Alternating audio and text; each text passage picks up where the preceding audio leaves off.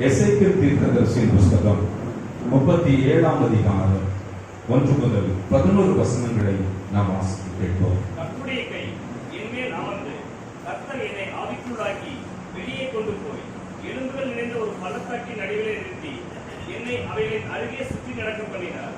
இதோ பள்ளத்தாக்கின் வெட்ட வெளியிலே அந்த எலும்புகள் மகா திரளாய் கிடந்தது. அவைகள் மிகவும் உணர்ந்ததுமாய் இருந்தது. அவர் என்னை நோக்கி, மனுபுத்திரனே, இந்த எலும்புகள் உயிரிழையுமா என்று கேட்டார். அதற்கு நான், கர்த்தராகிய ஆண்டவரை, தேவரீர் அதை அறிவீர் என்றேன். அப்பொழுது அவர், நீ இந்த எலும்புகளை குறித்து தீர்க்க தரிசனம் உரைத்து அவைகளை பார்த்து சொல்ல வேண்டியது என்னவென்றால், உலர்ந்த எலும்புகளை, கர்த்தருடைய வார்த்தையை கேளுங்கள். கர்த்தராகிய ஆண்டவர் இந்த எலும்புகளை நோக்கி, இதோ நான் உங்களுக்குள் ஆவியை பிரவேசிக்க பண்ணுவேன். அப்பொழுது உயிரடைவீர்கள். நான் உங்கள் மேல் நரம்புகளை சேர்த்து உங்கள் மேல் மாம்சத்தை உண்டாக்கி உங்களை தோளினால் மூடி உங்களை ஆவியை கட்டளையிடுவேன்.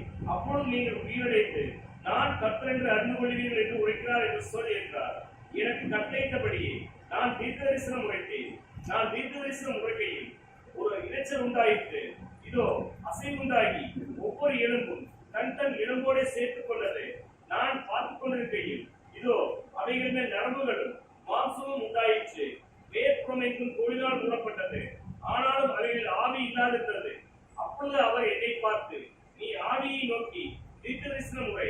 மனுபுத்திரனே, நீ தீர்க்க தரிசனம் உரைத்து ஆவியை நோக்கி கர்த்தராகிய ஆண்டவர் உரைத்தது என்னவென்றால், ஆவியே, நீ காற்று திசை நான்கிலிருந்து வந்து உடையுள்ள இவர்கள் உயிரிழையும்படிக்கு இவர்கள் மேல் ஊது என்கிறார் என்று சொல் என்றார். எனக்கு கற்பிக்கப்பட்டபடி நான் தீர்க்க தரிசனம் உரைத்தேன். அப்பொழுது ஆவி அவர்களுக்கு பிரவேசிக்க அவர்கள் உயிரிழந்து காலூன்றி மகா பெரிய சேனையாய் நின்றார்கள். அப்பொழுது அவர் என்னை நோக்கி, மனுபுத்திரனே, இந்த எலும்புகள் இஸ்ரவேல் வம்சத்தால் அனைவருமே. இதோ அவர்கள் எங்கள் எலும்புகள் உழுந்து போயிற்று, எங்கள் நம்பிக்கை அற்று போயிற்று, நாங்கள் அறுமுந்து போகிறோம் என்கிறார்கள். இந்த எலும்புகள் நிறைந்த பள்ளத்தாக்கை குறித்து கடந்த வாரங்களில தன்னுடைய வார்த்தையை கேட்டு வருகிறோம். பள்ளத்தாக்குல எப்போதும் செழிப்பாக இருக்கும். ஊட்டிக்கு போனோம்னா, கோட்டைக்கு போறோம்னா பள்ளத்தாக்குகளை பார்த்தோம்னா செழிப்பா இருக்கும். நீங்க வால்பாறை மலைகளுக்கு போறீங்க, மூணார் பகுதிகளுக்கு போறீங்க, இப்படி மலைகளுக்கு நீங்க போனீங்கன்னா கீழே பள்ளத்தாக்குகளை பார்க்கும்போது செழிப்பாக இருக்கும். நீர்வீழ்ச்சிகள் இருக்கும், அமர்ந்த தண்ணீர்கள் இருக்கும், பறவைகள், விலங்கினங்கள், சத்தங்கள் கேட்கும். இங்க இருக்கிற ஒரு பள்ளத்தாக்குல உலர்ந்த எலும்புகள் லட்சக்கணக்கில் திரிந்து நாலா திசை சிதறி கிடக்கிறதை இங்கு இந்த பள்ளத்தாக்கை குறித்து வேதம் சொல்கிறது. இந்த உலர்ந்த எலும்புக்கும் நமக்கு என்ன சம்பந்தம் அப்படின்னு நீங்க கேட்டீங்கன்னா, 11ஆம் வசனம் சொல்கிறது, இந்த எலும்புகள் இஸ்ரவேல் வம்சத்தார் அனைவருமே. ஜனங்களை குறிக்கிறது, கர்த்தருடைய பிள்ளைகளை குறிக்கிறது. உலர்ந்த எலும்புகள், அவர்கள் எங்கள் எலும்புகள் உலர்ந்து போயிற்று, எங்கள் நம்பிக்கை அற்று போயிற்று, நாங்கள் அறுப்புண்டு போகிறோம் என்கிறார்கள். நம்பிக்கை இழந்த வாழ்க்கைகளை குறித்து ஒரு மனிதன், இதெல்லாம் இனி என்ன நடக்கும், ஒண்ணுமே பண்ண முடியாது, வாடகை வீடுதான் இங்க நிரந்தரம், எங்க பிள்ளைகளுக்கு திருமணமே நடக்காது, எப்படி பண்ணுவோம், கடனே அடைக்க முடியல, எங்க அப்பா காலத்துல இருந்து எங்க அம்மா காலத்துல இருந்தே கடன், நாங்க இதுல இருந்து வெளியே வருவோமா, எங்க வீட்டுல கடுமையான பண பிரச்சனை, இந்த வீட்டுல கொடிய நோய்கள், கடினமான சூழ்நிலை வீட்டுல வாழ்க்கையில இருக்கிறது என்று சொல்லுகிற நிலைமையில் இருந்தால், அதைத்தான் வேதம் சொல்கிறது. என் வீட்டுல சமாதானமே இல்லை, 4 பேர் இருக்கும், 4 பக்கமா சிதறி இருக்கிறோம், ஒரு மனம் இல்லை, ஒற்றுமை இல்லை, கட்டுதல் இல்லை, தொழில் இல்லை, வருமானம் இல்லை, நல்ல வேலையே கிடைக்காத, எனக்கு நல்ல லைஃபே வராத இந்த நிலைமையில் இருக்கிறவர்களைத்தான் வேதம் சொல்கிறது உலர்ந்த எலும்புகள். பல ஆண்டுகளாக உலர்ந்து போன எலும்புகள். அதுக்கு ஸ்தோத்திரம் உண்டாகட்டும். இந்த காலையில் அருமையானதுல இப்படிப்பட்ட நிலைமை வாழ்க்கையில் ஏதோ ஒரு வறண்டு கிடக்கிற, எந்த நிலைமையிலும் எலும்பு என்பது உலர்ந்த எலும்பு என்பது அதுக்கு சான்ஸே கிடையாது. ஆனால் வேதம் சொல்லுகிற உலகத்துல சான்ஸே கிடையாது. வேதம் சொல்லுகிறது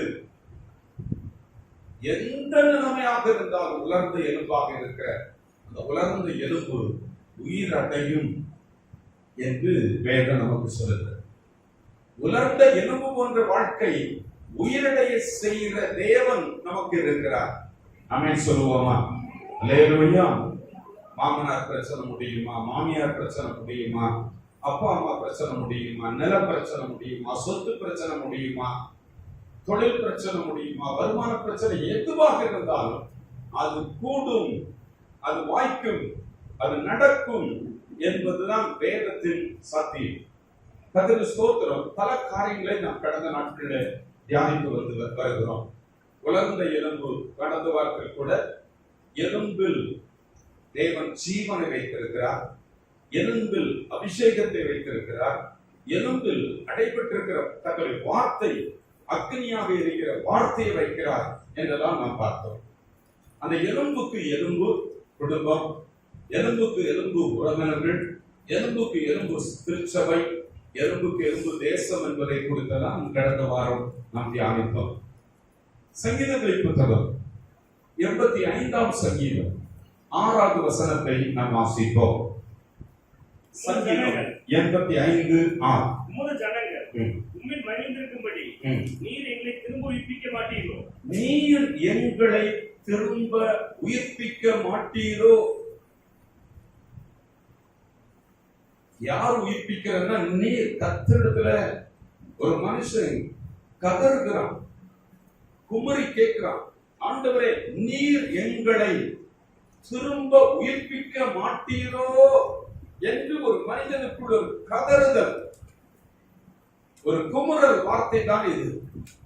எதற்காக என்றால் நாங்களுடைய பிள்ளைகள் உண்மையில் மகிழ்ந்திருக்க வேண்டும், உடைய நாமத்தை நாங்கள் மகிமைப்படுத்தி வாழ வேண்டும். ஆகையினால் எங்களுக்கு ஒரு மகிழ்ச்சியை உண்டு பண்ணுகிற எங்கள் வீடுகளில, எங்கள் வாழ்க்கையில, எங்கள் பிள்ளைகளில ஒரு மகிழ்ந்திருக்கிற ஒரு காரியத்தை செய்ய நீர் என்னை திரும்ப உயிர்ப்பிக்க மாட்டீரோ என்று கதறுகின்றார். இது ஒரு தேவ மனிதனுடைய கதறல். அல்லேலூயா. ஒரு மனிதன் ஒரு குடும்பத்துல ஒரு தனி நபராக இருக்கட்டும், ஒரு குடும்பத்தில் ஒரு நபராக இருக்கட்டும், குடும்பமாக இருக்கட்டும், ஒரு சபையாக இருக்கட்டும், இப்படிப்பட்ட ஒரு குமுறல், ஆண்டவரே எங்களை உயிர்ப்பிக்க மாட்டீரோ, உயிர்ப்பியும் ஆண்டவரே என்று ஒரு கதறல் இருக்குமானால், யார் ஒரு தனி நபருக்குள் ஒரு கதறல் இருக்கிறது, ஒரு குமுறல் இருக்கிறது, ஒரு விண்ணப்பம் வேண்டுதல் இருக்கிறது, ஆண்டவரே என்று இருக்கிறது என்றால், அல்லேலூயா, ஒரு குடும்பத்தில் இருக்குமானா, ஒரு தனி நபருக்குள் இருக்குமானா, ஆண்டவரே சபைக்குள் இருக்குமானா, ஒரு கிராமத்துக்குள் இருக்குமானால், ஒரு தேசத்தில், ஒரு பட்டணத்தில் இப்படிப்பட்ட குமுறல், இப்படிப்பட்ட கதறுதல் தேசத்திற்காக இருக்கிறது, ஒரு கிராமத்திற்காக இருக்கிறது, ஒரு குடும்பத்திற்காக இருக்கிறது, என் குடும்பம் ஆண்டவரே என்று இருக்கிறது, என் சபை ஆண்டவரே என்று இருக்கிறது என்றால்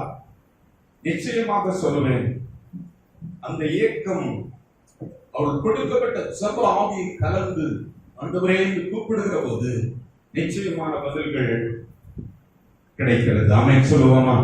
ஜெபத்திற்கு பதில் உண்டாகிறது என்பதை உங்களுக்கு அன்போடு வேண்டுகின்றேன். உபதியாவின் புஸ்தகம் 1ஆம் அதிகாரம் 18வது வசனத்தை வாசிப்போம். 1:18.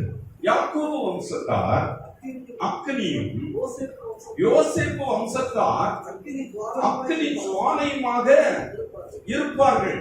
ஒரு குடும்பம் சொல்லப்படுகிறது, யாக்கோபு வம்சத்தார், யோசேப்பு வம்சத்தார் அப்படின்னு ஒரு குடும்பம், அவருடைய சந்ததி அக்கினியாக இருக்கிற குடும்பம் இருக்க வேண்டும். நம் நடுவுல அக்கினியாக, குடும்பமாக அக்கினியாக இருக்கிறவர்கள், குடும்பமாக அக்கினி ஜுவாலையாக இருக்கிறவர்கள் எழுப்ப வேண்டும் என்று கர்த்தர் விரும்புகிறார். யாக்கோபு வம்சத்தார் அக்கினியாக இருக்கிறாங்க, கணவர் மனைவி பிள்ளைங்க எல்லாம் அக்கினியா இருக்கிறாங்க. அந்த யோசேப்பு வம்சத்தாரை பார்க்கும் போது இன்னும் அதிகமா இருக்கிறாங்க. எப்படி இருக்கிறாங்கன்னா அக்கினியாக மட்டுமல்ல, கணவரும் மனைவியும் அக்கினியாக, பிள்ளைகள் அக்கினியாக மட்டுமல்ல, அக்கினி ஜுவாலையாக, மற்றவர்களுக்குள் பற்றி பிடிக்கிற அக்கினியாக, அக்கினி ஜுவாலையாக இருக்கிறார்கள் என்று வேதம் சொல்கிறது. நம்முடைய ஆலயத்துல எல்லா குடும்பத்தின் பிள்ளைகளுக்குள் ஒரு அக்கினியாக எரிந்து பிரகாசிக்கிற ஒரு வாழ்க்கை, அக்கினி ஜுவாலையாக கணவர் மனைவி பிள்ளைகள் மாற்றப்படுகிற ஒரு வாழ்க்கை வர வேண்டும் என்று கர்த்தர் விரும்புகிறார். ஆமென் சொல்லுங்களேன். அல்லேலூயா. கர்த்தருக்கு ஸ்தோத்திரம். குடிகார என் கணவன், போதை மருந்துகள், கன்சா அப்படின்னு போன்ற காரியங்களுக்கு அடிமைப்பட்ட ஒரு என் கணவர் என் பிள்ளைகள் நடுவில் அவர் உயிர் அடைவார். நாங்கள் இந்த நிலைமையில் உயிர் அடைவோமா? 2 மகன்களுடைய மூளை வளர்ச்சியில் பாதிக்கப்பட்ட ஒரு குடும்பம், நாங்கள் இந்த நிலைமையில் உயிர் அடைவோமா? கொடிய மருந்துகள், மாத்திரைகள் மாதத்தோறும் வாரத்தோறும் வாங்கி கொண்டிருக்கிறோம், நாங்கள் உயிர் அடைவோமா? நிலப்பிரச்சனை, சொத்து பிரச்சனை, நீதி கிடைக்குமா? எங்களுக்கு நீதி கிடைக்குமா? தொழில் வியாபாரம் எங்களுக்கு உயிர் அடையுமா? சபை எங்களுக்கு உயிர்ப்பிக்கப்படுமா என்றெல்லாம் வேதம் இந்த நாள்ல கேள்வி கேட்கிறது. என்னுடைய வாழ்க்கை வேரூன்றி நான் வளர்வேனா? எனக்கு ஒரு நல்ல குடிப்பான வாழ்க்கை உண்டாகுமா? நல்ல எதிர்காலம் எனக்கு உண்டாகுமா? உலர்ந்து போன காய்ந்து போன பயிர்களுக்கு நல்ல வாய்க்கால், தண்ணீர் பாய்கிற வாய்க்கால்கள் தேவைப்படுகிறது. மனம் திரும்புங்கள் என்று எக்கால சத்தமிடும் யோவான் ஸ்நானகங்கள் அந்த இடங்களில் தேவைப்படுகிறது. செத்து கிடக்கும் தடுமாறும் விசுவாசிகளை ஆவியில் உயிர்ப்பிக்கிற எசேக்கியேல்கள் தேவைப்படுகிறது. பாரதத்தின் அவல நிலைமைக்காக கண்ணீர் விட்டு கதரும் எரேமியாக்கள் தேவைப்படுகிறது. அல்லேலூயா. கர்த்தருக்கு ஸ்தோத்திரம். அடிமத்தனத்தின் நுகத்திலிருந்து விடுதலை ஆக்குகின்ற மோசேக்கள் தேவைப்படுகிறது. சிறையில் இருந்து மீட்கும் பணியை செய்யும்படி ஜெப வீரர்களாக தானியர்கள் தேவைப்படுகிறது. கண்களை திறக்க வைக்கும் வானத்திலிருந்து அக்கினி இறங்கப்படுகிற எலியாக்கள் தேவைப்படுகிறது. ஆமென் சொல்லுகிறார். ஒரு குமுறல் உள்ள மக்கள் நம்முடைய சபை மக்களுக்குள் நடுவில் எழும்ப வேண்டும். வாலிபர்கள் எழும்ப வேண்டும். குடும்ப தலைவர்கள், குடும்ப தலைவிகள், சிறுவர்கள் எழும்ப வேண்டும். ஆமென் சொல்லுகிறார்.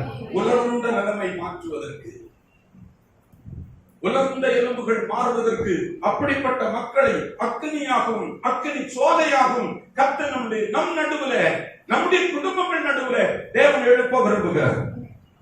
ஆமென் சொல்லுகிறார். என்ன உயிர்ப்பியும் என்று கேட்டு பாருங்க. நீர் எங்கள் குடும்பத்தை உயிர்ப்பியும், எங்கள் சபையை உயிர்ப்பிக்க மாட்டீராப்பா. உயிர்ப்பிக்க முடியும். ஆமென் சொல்லுங்களேன். கர்த்தருக்கு ஸ்தோத்திரம் உண்டாகும். உலர்ந்த எலும்புகளுக்கு நேராய் போகிறோம். இந்த உலர்ந்த எலும்பு தான் காய்ந்து இலை உதிர்ந்த மரத்தை குறிக்கிறது. இலை உதிராது இருக்கிற மரம், அது இலை உதிராது இருக்கிற மரத்தை போல இருப்பான். அவன் செய்வதெல்லாம் வாய்ப்பு. இலை உதிர்ந்து கிடக்கிறது, வாழ்க்கை பட்டு போய் கிடக்கிறது, உலர்ந்த எலும்புகளாக கிடக்கிறது. எல்லாமே ஒன்றுக்கு ரிலேட்டடாக இருப்பதை நாம் பார்க்கிறோம். எதை உதிர்ந்து போகுது? நிறைய விஷயங்கள் வாழ்க்கையில உதிர்ந்து போகிறது என்றால் இலை உதிர்கிற மரத்தை போல இருக்கிறீர்கள் என்ற அர்த்தம். நிறைய விஷயம் உங்களுக்கு உதிருது. உதிர்கிறது என்றால் நான் என்ன செய்வேன்? உதிராது இருக்கிற மரம். என்னுடைய வாழ்க்கை வேலை உதிருது. 6 மாசம் வேலை செய்யலாம், உதிர்ந்து போகுது. தொழில் உதிர்ந்து போகிறது, வருமானம் உதிர்ந்து போகிறது, சுகம் உதிர்ந்து போகிறது, சமாதானம் உதிர்ந்து போகிறது, குடும்ப இணக்கங்கள் உதிர்ந்து போகிறது, வெற்றிகள் உதிர்ந்து போகிறது, முன்னேற்றங்கள் உதிர்ந்து போகிறது, நடக்க வேண்டிய காரியங்கள் எனக்கு நடக்காமல் உதிர்ந்து போகிறது. இலை உதிர்கிற மரம். இந்த உலர்ந்த எலும்புகள் உயிர் அடையுமா? ஹோப் இருக்கா? ஏதாவது ஹோப் இருக்கா? பைபிள் மட்டும்தான் அந்த ஹோப்பை உங்களுக்கு கொடுக்கும். கர்த்தர் ஆண்டவர் மட்டும்தான் உங்களை சிருஷ்டித்த, உங்களை தெரிந்து கொண்ட அவர் மட்டும்தான் உங்களுக்கு அந்த நம்பிக்கை, விசுவாசத்தை கொடுக்கக்கூடியவர். ஆமென் சொல்லுவோமா? கர்த்தருக்கு ஸ்தோத்திரம் உண்டாகட்டும். கர்த்தருடைய வார்த்தையில் தான் கர்த்தர் என்ன வைத்திருக்கிறார் என்றால் விசுவாசத்தை வைத்திருக்கிறார். ஆமென் சொல்லுங்களேன். உலகத்துல நிறைய பேர் சொல்லலாம், அதெல்லாம் விட்டுடா சரியாயிரும். சில தாய் தகப்பன் சொல்லுவாங்க, சில மூதாதையர் பாட்டி தாத்தா சொல்லுவாங்க, நீ கல்யாணம் பண்ண அவனுக்கு கல்யாணம் பண்ணி வச்சிருந்த சரியாயிரும். ஆகுறது இல்லை, இன்னும் அதிகமான பிரச்சனையா இருக்கும். அல்லேலூயா. கல்யாணம் பண்ணி வைக்கிறதுனால பிரச்சனை முடியாது. பிரச்சனை எங்கன்னா கர்த்தருடைய வார்த்தை சொல்லுகிறதை விசுவாசிக்க சிறு பிராயத்திலிருந்து நீர்க்காலின் ஓரமாய் பிள்ளைகள் நட வேண்டும். வாலிபர் நடப்பட்ட வாழ்க்கை, கணவர் மாறுகிற ஒருவர், மனைவியாக மாறுகிற ஒருவர் நீர்க்கால்களின் ஓரமாய் நடப்பட்டால் தான் இலை உதிராது, தப்பாமல் கனி தருவாங்க. வறட்சியான நாட்களிலும் தப்பாமல் கனி கொடுப்பாங்க. ஆமென் சொல்லுகிறேன். மழையை நம்பி வாழுகிறவங்க இல்ல, வறட்சியிலும் கனி, வற்றாத நதியோடு தொடர்பு. கர்த்தருக்கு ஸ்தோத்திரம் உண்டாகட்டும். அதனால இந்த எலும்பு உயிரடைவதற்கு 5 காரியங்களை வேதம் நமக்கு சொல்கிறது. எசேக்கியேல் 37ஆம் அதிகாரத்துல 5 காரியங்கள் சொல்லுகிறது. துரிதமாக பார்ப்போம். 1 37ஆம் அதிகாரம் 4வது வசனம் 3-4 வாசிப்போம். என்னை நோக்கி, மனுபுத்திரனே, இந்த எலும்புகள் உயிரடையுமா என்று கேட்டார். அதற்கு நான், கர்த்தராகிய ஆண்டவரே, தேவரீர் அதை அறிவீர் என்றேன். அப்பொழுது அவர், நீ இந்த எலும்புகளை குறித்து தீர்க்க தரிசனம் உரைத்து அவைகளை பார்த்து சொல்ல வேண்டியது என்னவென்றால், குழந்தை எலும்புகளே, கர்த்தருடைய வார்த்தையை கேளுங்கள். கவனிங்க. இந்த எலும்புகள் உயிர் அடையுமா? உங்க வீட்டு நிலைமை, உங்க வாழ்க்கையின் நிலைமை ஒரு புதிய நிலைமைக்கு வருமா? வர வேண்டுமானால் 5 காரியங்களை வேதம் சொல்கிறது. முதலாவது 4ஆம் வசனத்திலே அப்பொழுது அவர், நீ இந்த எலும்புகளை குறித்து தீர்க்க தரிசனம் உரை என்று சொல்கிறார். முதல்ல கர்த்தருடைய பிள்ளைகள் தீர்க்க தரிசனம் உரைக்கணும். உங்க வாழ்க்கை குறித்து, உங்கள் புருஷனை குறித்து, மனைவியை குறித்து, உங்கள் குடும்ப பொருளாதாரங்களை குறித்து, தொழிலை குறித்து, திருமண காரியங்களை குறித்து, கடனை குறித்து, வாழ்க்கையில் இருக்கிற போராட்டங்கள், உலர்ந்த எலும்பு எதுவானாலும் அதை பார்த்து தீர்க்க தரிசனம் உரைக்க வேண்டும். சத்தமா சொல்லுங்களேன். தீர்க்க தரிசனம் எப்படி உரைக்கிறது? கண்ணி அடிக்கிற புருஷன், ஐயோ போத ஆண்டவரே, இவெல்லாம் நடுவழியில வண்டி முட்டி சாக மாட்டான். தீர்க்க தரிசனம். இவெல்லாம் எதுக்கு இருக்கிறான்? இவனை போய் கல்யாணம் பண்ணிட்டேன். ஹலோ, இது ஒரு தீர்க்க தரிசனமா? சொல்லுங்க எல்லாரும். இப்படி சொன்னா அதுதான் நடக்கும். உலகத்துல எல்லாரும் பேசுகிற வார்த்தைகளை பேசுகிற போது அது நடக்கும். பேசாதீங்க. தீர்க்க தரிசனம் என்ன? இந்த உலர்ந்த எலும்பு உயிரடைகிற வார்த்தையை பேசுவாங்க. அது பைபிள் இருந்தா நீ காண முடியும். ஆமென் சொல்லுங்களேன். அல்லேலூயா. பைபிள்ல தான் நீ தீர்க்க தரிசனம் உரைக்கிற வார்த்தையை காண முடியும். வேற எங்கும் நீ கர்த்தருடைய வார்த்தையை தவிர உயிரடைகிற வார்த்தையை நீ கேட்க முடியாது, காண முடியாது. பைபிள் மட்டும்தான் உயிரடைகிற வார்த்தைகளை சொல்லுகிறது. சத்தமா சொல்லுங்களேன். யோவான் எழுதின சுவிசேஷத்துல ஒரு அற்புதமா நிறைய விஷயங்கள் நமக்கு தெரியும். ஆனால் உங்களை சத்தியத்துக்குள் நடத்த விரும்புகிறேன். 11ஆம் அதிகாரத்துல ஒரு குடும்பத்துல 3 நபர்கள், அக்கா, தங்கச்சி, தம்பி, அண்ணனா, தம்பியை தெரிய சகோதரன், 3 பேர் அடங்கிய ஒரு குடும்பம். லாசரு, மார்த்தாள், மரியாள் இருந்த ஒரு குடும்பத்துல லாசரு வியாதிப்பட்டு படுக்கையாக இருக்கிறான், மரித்து போகிறான். இயேசு அந்த வீட்டுக்கு வரார். கவனிங்க, ரொம்ப முக்கியம். அந்த வீட்டுல வரும்போது அந்த பையன் இறந்து 4 நாட்கள் ஆகிவிட்டது. அவன் கல்லறைக்குள்ள வைக்கப்பட்டிருக்கான். இனி அந்த கல்லறை திரும்ப யாரும் தோண்ட விரும்புவான். 4 நாளான கல்லறை. இது உயிரடையுமா? அதான் கேள்வி. உங்களுக்கு செத்து போன ஒரு காரியத்தை சொல்லுகிறேன். இது போல உங்கள் வாழ்க்கையில செத்து கிடக்கிற, பட்டு கிடக்கிற, நடக்காது என்ற இடங்கள் நடக்கும்படி வாய்க்கிற காரியம் என்னவென்றால் நீங்கள் கர்த்தருடைய வார்த்தையை உரைக்க வேண்டும். அதைத்தான் நீங்க இங்க புரிய வைக்க விரும்புகிறேன். கர்த்தருடைய வார்த்தையை உரைப்பது எப்படி? 11ஆம் அதிகாரத்துல 25ஆம் வசனம் 26ஆம் வசனத்தை படிப்போம். இயேசு அந்த மார்த்தாளை, அக்காவை நோக்கி, நானே உயிர்த்தெழுதலும் ஜீவனுமாக இருக்கிறேன். ஒரு மனிதனுடைய வாழ்க்கைக்கு ஜீவனும் உயிர்த்தெழுதலும் இருக்கிற ஒரு தெய்வம் இயேசு கிறிஸ்து மட்டும்தான். சொல்லுகிறார், என்னை விசுவாசிக்கிறவன் மரித்து போனால் கூட பிழைப்பான். சொல்லிக் கொடுக்கிறார். மரித்த காரியங்களும் பிழைக்கும் என்னை விசுவாசிக்கிறவர்களுக்கு. விசுவாசம் மிக முக்கியம். விசுவாசத்தை நீங்க உலகத்துல மனிதனிடத்துல கற்றுக்கொள்ள முடியாது. அது பைபிள் மட்டும்தான் கற்றுக் கொடுக்கிறது. சொல்லுங்களேன். அல்லேலூயா.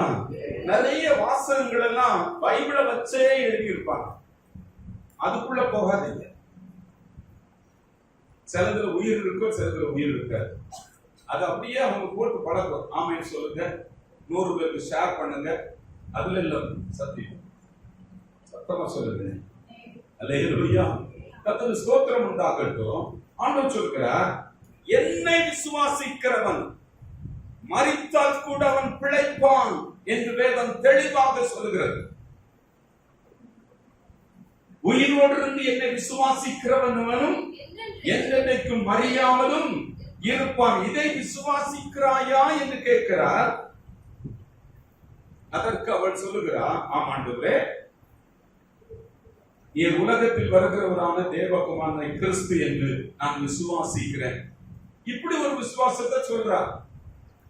நிறைய பேருக்கு விசுவாசம்னா நிறைய பேர் தெரிகிறது இல்ல. உங்க வாழ்க்கை மாற்றி அமைக்க முடியும். கர்த்தரால நடக்கும். என் தேவன் இதை மாற்றி அமைப்பார். இந்த நிலைமை எனக்கு மாறி இப்படிப்பட்ட ஒரு நிலைமையில் நான் வாழ்வேன். இப்படிப்பட்ட ஒரு கணவரை காண்பேன்.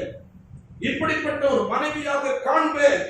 இப்படிப்பட்ட மகனாக காண்பேன். இப்படிப்பட்ட சகோதரனை காண்பேன். இப்படிப்பட்ட சகோதரியை காண்பேன். இப்படிப்பட்ட ஒரு தொழிலை காண்பேன் என்றதை வேதத்தின் மூலமாக கற்றுக்கொள்ள வேண்டும். அதை உங்கள் விசுவாசமாக மாற்ற வேண்டும். ஆமென் சொல்லுங்களேன். அல்லேலூயா. கர்த்தருக்கு ஸ்தோத்திரம். இருக்கிற நிலைமையை வச்சுட்டு நீங்க அதை பார்த்து அதை பேசினீங்கன்னா என்ன வாழ்க்கை? எப்படா பரலோகத்துக்கு போலான்னு இருக்கேன், எனக்கு எப்ப சாவு வரும்னு இருக்கேன், இங்கிருந்து எப்ப ஓடிடலாம்னு நினைக்கிறேன். சொல்லுகிறேன். யாரும் அப்படி இருக்கீங்களா? கவனிக்கிறீங்களா? இலை உதிர்கிற வாழ்க்கை. இந்த கோல்டு தவறாக நம்ம நினைச்சுக்கிறோம், தீர்க்க தரிசனம் உரைக்கிறோம். அவிசுவாசமான காரியங்கள் உலகத்திலிருந்து கற்றுக் கொடுக்கிற மனம் நிரம்பி இருக்குது. அதை நம்ம பேசுகிறோம். அவிசுவாசம் புறப்பட்டு வருகிறது. விசுவாசம் புறப்பட்டு வந்தால் நிச்சயமாக சொல்கிறேன், உயிரடையும். ஆமென் சொல்லுகிறேன்.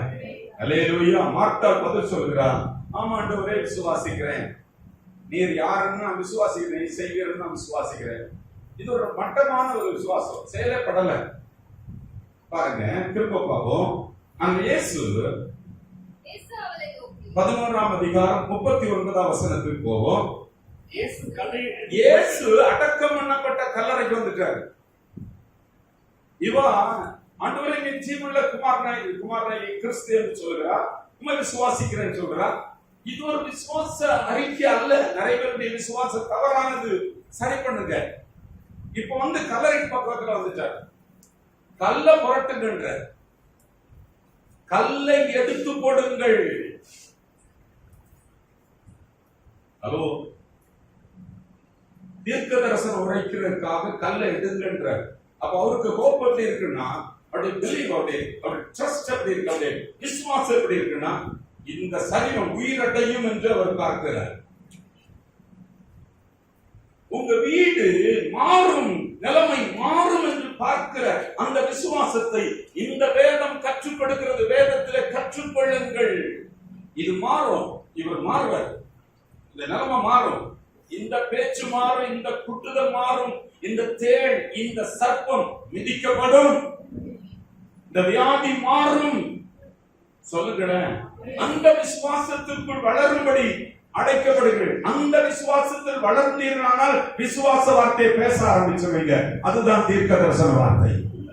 சத்தமா சொல்லுகிறேன். வாசியுங்கள் 39ஆம் வசனம். இயேசு கல்லறையில மூடி வச்சிருக்காங்க. உள்ள 4 நாளான பணம் உட்கார்ந்து இருக்கு. கல்லை எடுத்து போடுங்கன்னு இயேசு சொல்லுகிறார். மரித்தவனுடைய சகோதரியாகிய மார்த்தாள் அவரை நோக்கி, ஆண்டவரே, கல்லை எடுத்துட்டோம்னா நாரீரும் ஆண்டவரே, இப்ப நாரீரும். விசுவாசத்தை பாத்தீங்களா? நாரும், உயிர் அடையாது, பிழைப்பு வராது, வெற்றி வராது என்ற அவன் நம்பிக்கை நிறைந்திருக்கிற ஒரு சகோதரி தேவனுடைய காரியத்தை பேச முடியாது. ஜீவனுள்ள வார்த்தை உன் வாயிலிருந்து புறப்பட வேண்டும் என்றால் கர்த்தருடைய வேதத்தில் இரவும் பகலும் தியானமாயிருந்து அதை உன் விசுவாசமாக மாற்ற வேண்டும். என் ஆண்டவர் உன்னைக்கு மாற்றிக் கொடுக்கிற தெய்வம் சர்வ வல்லவரை இந்த வேதம் எனக்கு காட்டிக் கொடுக்கிறது. அவர்கள் எல்லாம் கூடும் என்பதை இந்த வேதம் காட்டிக் கொடுக்கிறது. இந்த வேதத்தை ஆராயும் போது இந்த தெய்வம் என்னுடைய தெய்வம், எனக்கு நடப்பிப்பார், எனக்கு மாற்றிக் கொடுப்பார் என்ற விசுவாசத்தோடு கல்லை புரட்டுகிற போது, காரியங்களை செய்கிற போது அந்த தேவனுடைய மகிமையை காண ஆரம்பித்து விடுவோம். சத்தமா சொல்லுகிறேன். அல்லேலூயா. கர்த்தருக்கு ஸ்தோத்திரம் உண்டாகட்டும். இந்த காலையில கர்த்தர் உங்களை அழைக்கிறார். தீர்க்க தரிசனம் உரைக்கிற வார்த்தை உங்கள் வாயிலிருந்து புறப்பட வேண்டும்.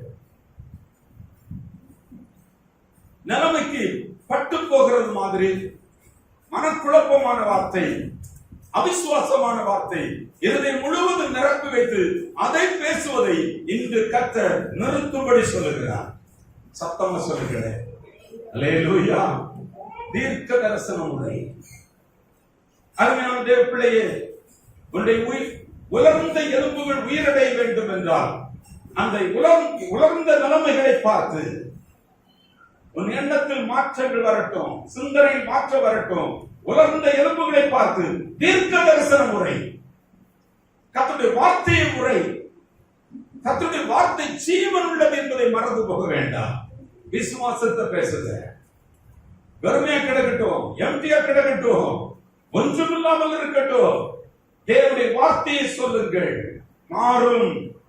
விசுவாசத்தை பேசுங்கள், விசுவாசத்தை பேசுங்கள். அல்லேலூயா சொல்லுகிறேன். அல்லேலூயா. உங்கள் விசுவாசம் தான் தேவன் தீர்க்க தரிசனம் என்று சொல்கிறார். வேற எதையோ உளறி கொட்டுறது தீர்க்க தரிசனங்கள் அல்ல. காதை, மனதை, இருதயத்தை தவறான காரியங்களை வைத்து நிரப்பாதிருங்கள்.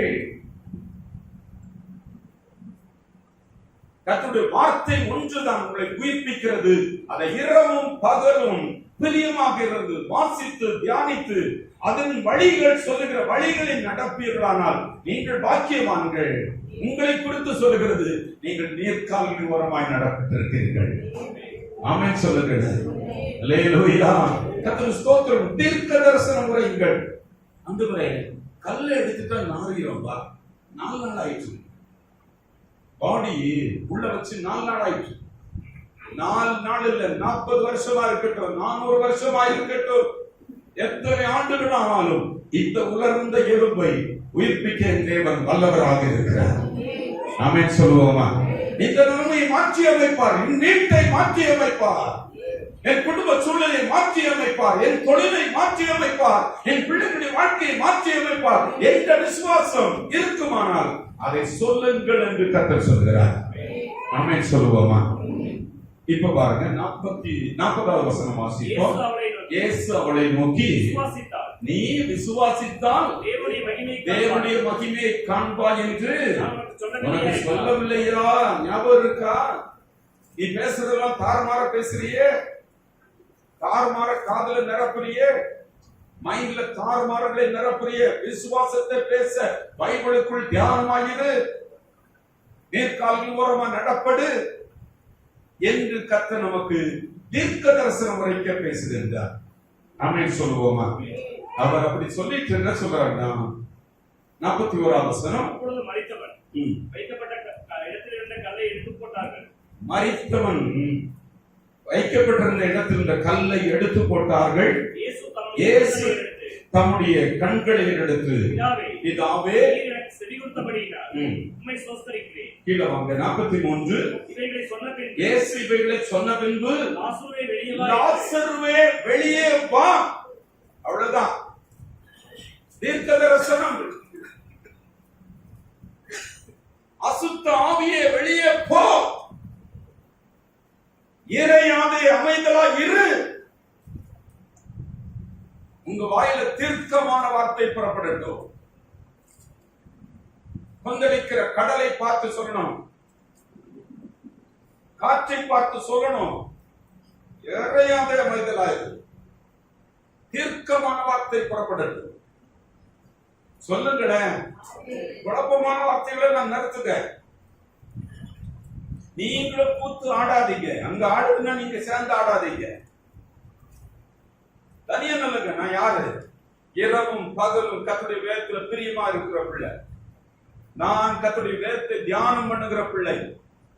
நான் எதை சொல்லுவேன்னா இந்த நிலைமையை மாற்றுகிற வார்த்தையை சொல்லுவேன். அதுதான் தீர்க்க தரிசன வார்த்தை. ஆமென் சொல்லுங்களேன். அல்லேலூயா. கர்த்தருக்கு ஸ்தோத்திரம் உண்டாகட்டும். நாம் எதை சொல்லணும், எதை துரத்தணும்? கனிகளற்ற அத்திமரத்துக்கு ஒரு சாபம், அவ்வளவுதான். இனி நீ கனியே காய்க்க மாட்ட, புசிக்க ஒருத்தன இருக்காது, தொலைஞ்ச, அவ்வளவுதான். ஒரு வார்த்தை.